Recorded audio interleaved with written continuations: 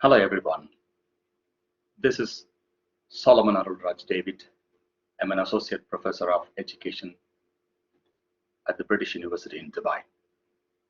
In this short session, I would like to present a brief understanding on university pedagogy, otherwise teaching and learning in higher education. As we start, here are some fundamental questions. What is university pedagogy, or what is teaching learning in higher education? Is it different from school pedagogy, and why? In this session, I will try to break down the three keywords such as university, pedagogy, and university pedagogy. Let's explore.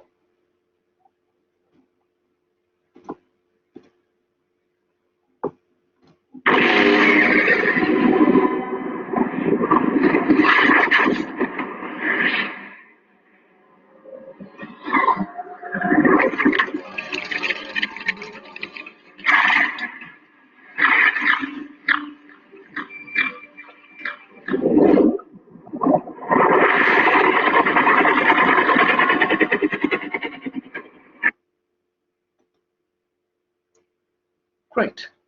What do we understand about the word university? Although there are a range of definitions out there, for many, university is an institution of higher education and research awarding academic degrees. Many struggle to understand the distinction between what is a college and what is a university, as both are tertiary level institutions. In general, colleges are smaller institutions, mainly offering undergraduate programs in range of academic areas, while universities are larger institutions offering both undergraduate, graduate programs, as well as higher research degrees. The oldest modern university is in Italy, University of Bologna, which was established in 1088. Of course, the Al-Azhar University in Egypt, which was established in 970 Common Era, and University Al-Ghorwinin in Morocco was also established in 859 CE. It is interesting to note the two oldest universities, Nalanda and Takshashila, were established in India during 300 BCE. Well, it's important to understand the mission of universities as we further reflect. There are basically three missions one can actually define. The first mission of a university is to understand and generate new knowledge by doing new research. The second mission is to disseminate the new knowledge to the younger members in order to pass the legacy. So the first is research, the second mission is teaching. The third mission is to extend the new knowledge to serve the local and global community. And of course, many universities nowadays try to extend the third mission with a range of other aspirations and commitments. There are different classifications on the types of universities. So let's try to explore some of them for further understanding of the nature of universities. We can classify universities according to their tasks. There are universities that are research focused, whose main purpose is only to generate new knowledge by engaging in research. Well, there are some universities that are focusing on teaching to a larger student population, and some hybrid universities tend to embrace both teaching and research. In some countries, several universities are busy affiliating colleges and act as degree issuing authority to students belonging to those affiliated colleges. They don't directly engage in research and teaching activities. Otherwise, they are largely called affiliating and administrative universities. University could be classified based on funding models as well. There are publicly funded universities, which are often free and affordable to students, and there are private, not-for-profit universities, which are largely supported by philanthropy, and there are private, for-profit, corporate-styled universities, which largely survive and thrive by collecting tuition fees from students or by selling research outputs and patents and products, services to different stakeholders. We also see hybrid universities that explore a variety of funding models and sources. It is interesting to observe the power dynamics in different universities. There are some universities that are highly dictated by the state, often public universities, while some universities are strongly influenced by the market or owners of the universities, mainly the for-profit private corporate styled universities. And some universities are managed by an independent board of members, trustees, mainly the not-for-profit universities, often been managed by religious organizations and other organizations. The simple argument is that one who pays has the right to direct, and that's how the power dynamic work in, especially in the funding model approach. It is also good to note the power dynamics among different stakeholders in universities. In most universities, the institutional leaders are influential, while in some universities, the impacts of staff, both academic and administrative staff, are stronger. And in some universities, students and student unions are very powerful. So you can see the dynamics from different stakeholders' point of view. Now let's try to explore the second term, pedagogy. What is pedagogy? Well, pedagogy is the method and practice of teaching in general. The etymology of the word pedagogy comes from a Greek word called pedagogia, meaning to lead and look after the children. Pedagogy basically involves two persons, one who instructs, the teacher, and the one who learns, the learner, the student. The instructor basically instructs and facilitates learning among students, and the learner pursues the defined knowledge within a specific time frame. It's good to see UNESCO's 4 pillars of learning. UNESCO has developed in consultation with experts, commissioning a special commission called the Delors Commission that came out with a document called the Delors document, summing up all the range of aims of learning, purpose of learning into 4 main pillars of learning. They're all equally important pillars.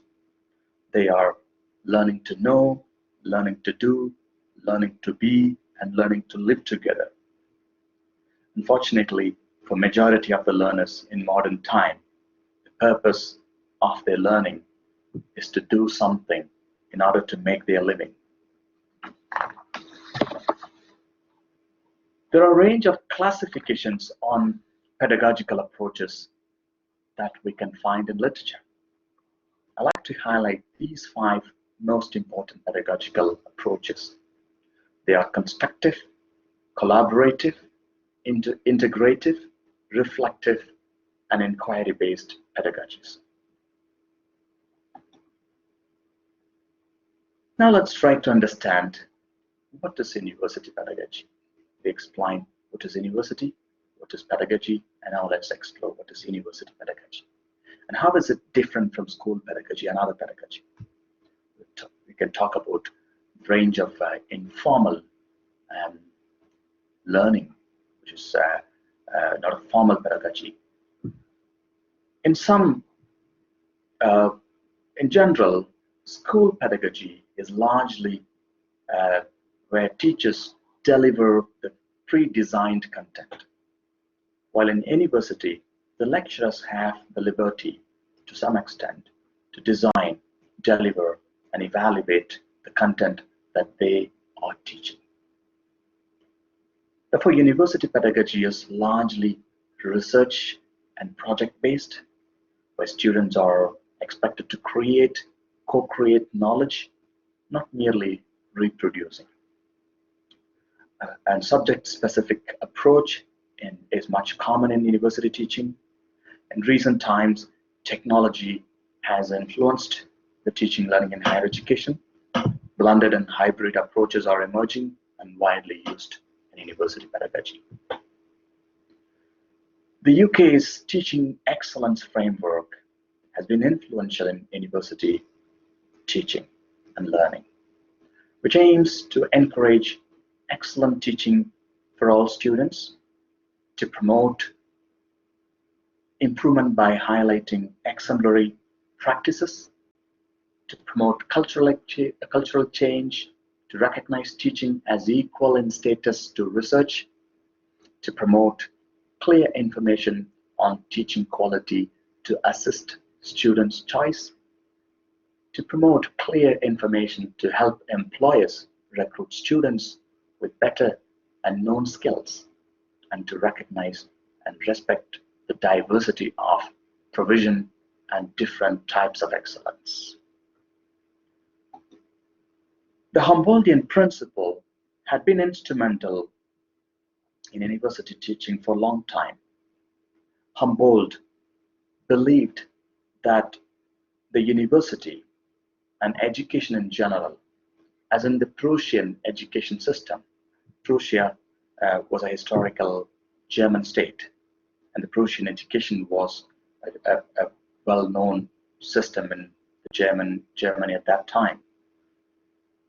So Humboldt believed that students in university and universities should enable students to become autonomous individuals and world citizens by developing their own reasoning powers in an environment of academic freedom.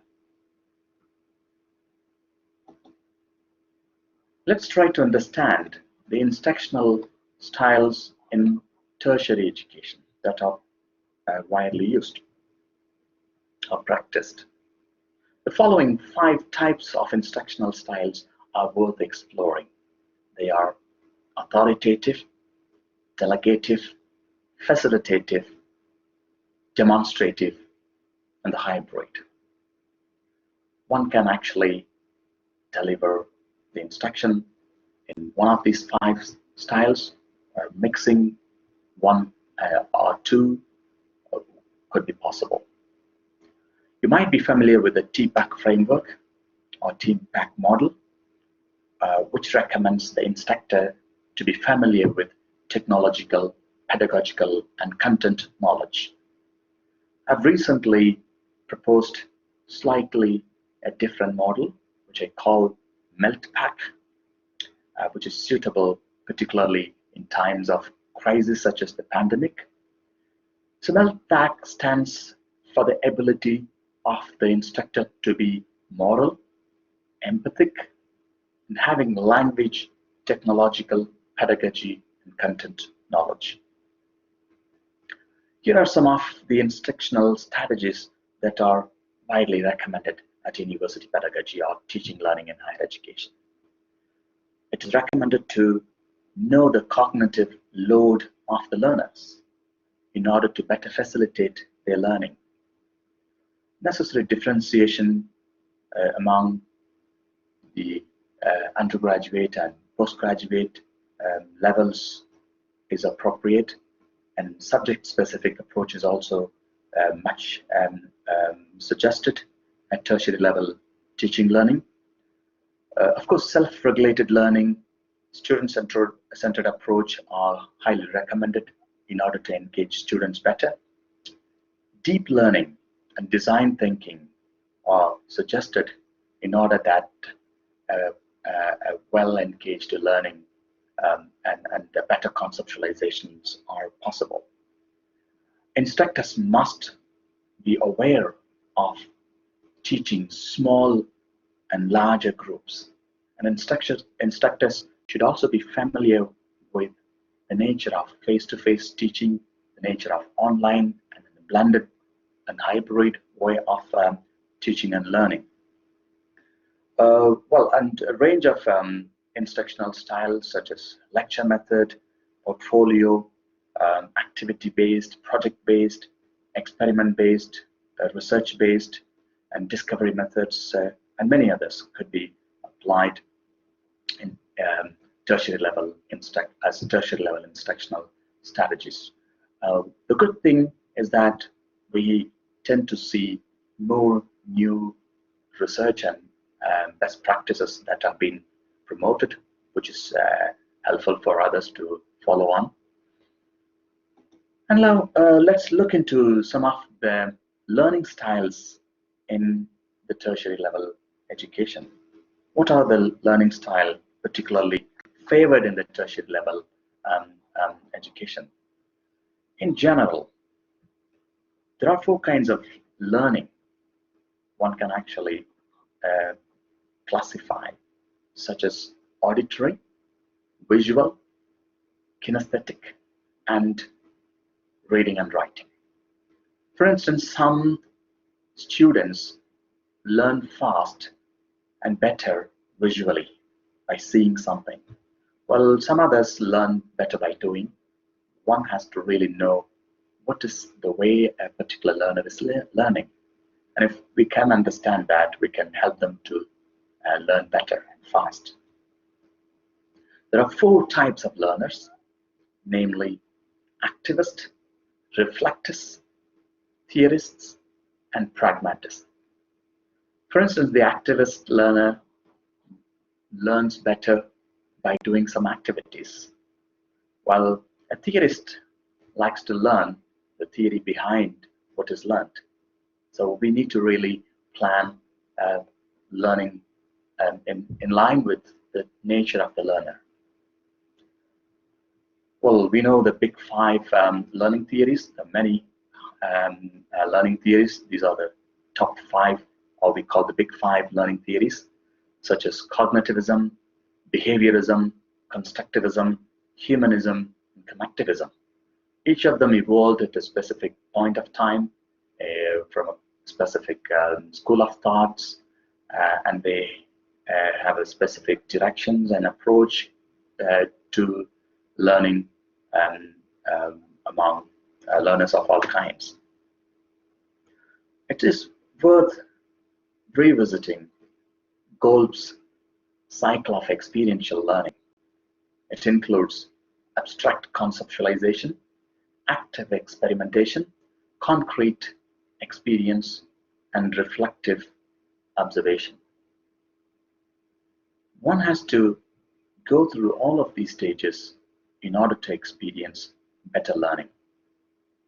We should also be aware of the theory of multiple intelligence and understand the learners based on their focus being nature, people, number, picture, self, body, music, and word smart.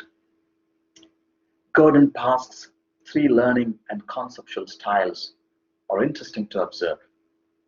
That some learners who are holist like to learn things as a whole, while some learners who are serialist who like to break learning into several smaller units, while some others are versatile who can learn multiple things simultaneously. Well, research and practices of teaching and learning in higher education has been very influential in the field of university pedagogy. The field scholarship of learning and teaching in higher education, otherwise known as SOLT, has played important role in the advancement of teaching and learning practices in higher education. The scholarship of learning and teaching is a systematic inquiry into students' learning which advances the practice of teaching in higher education by making inquiry findings public. Peter Felton identified 5 principles for good practice of the scholarship of learning and teaching. They are inquiry focused on students' learning, grounded in context, methodologically sound, and inquiry that is conducted in partnership with students and appropriately public. According to the scholarship of teaching and learning, undergraduate level programs are focused in general on general and foundational knowledge in a chosen discipline, which is often taught, while postgraduate level programs are expected to impact on in-depth knowledge in a niche field within a discipline, which is often research-based. If we look at the history of teaching learning, we have basically shifted from teacher-centered approach to content-driven approach, and now moved to student-centered approach.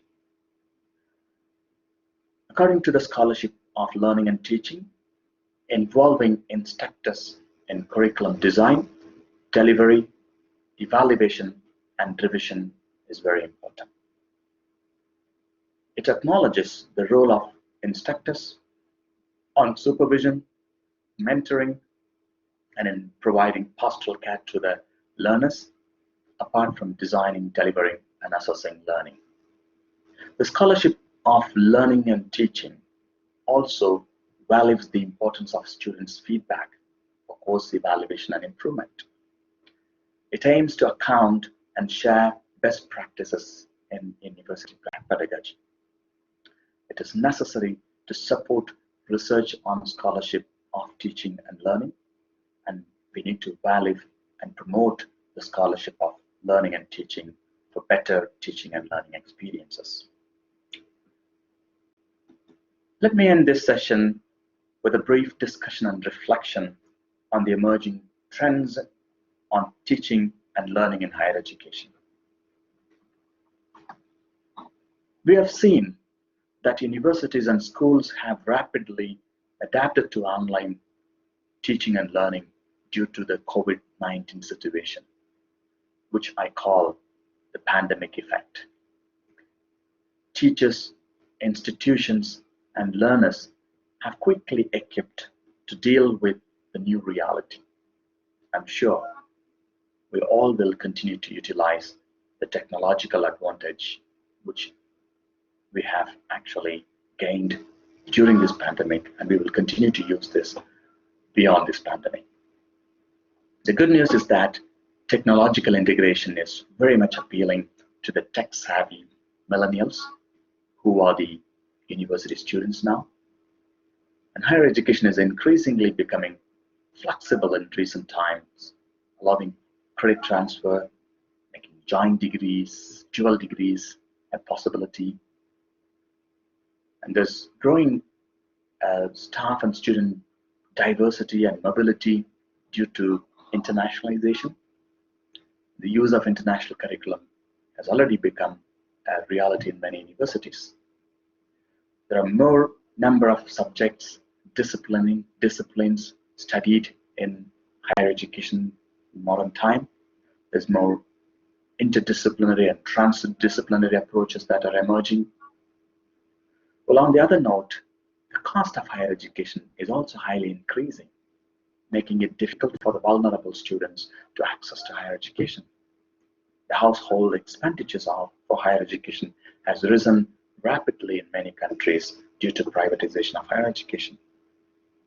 particularly the cost of professional courses is very higher, making the student's choice difficult. More and more students are becoming self-regulated and independent learners. This is a very good trend. Universities are striving hard to cope with the tech-enabled and innovative world outside. Staff and students are increasingly able to use technology better, given the availability of the user-friendly technology. And of course, many disruptions continue to shape, challenge universities and university pedagogy.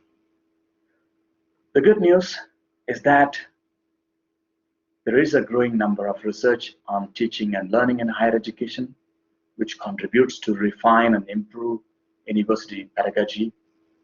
I'm positive and hopeful that this trend will continue to grow, and which is going to help the teaching and learning practices, the university pedagogy, to continue to thrive and improve. I hope I have offered a brief, relevant understanding on university pedagogy. Let's continue to read, reflect on this for further enrichment of this understanding. All the best.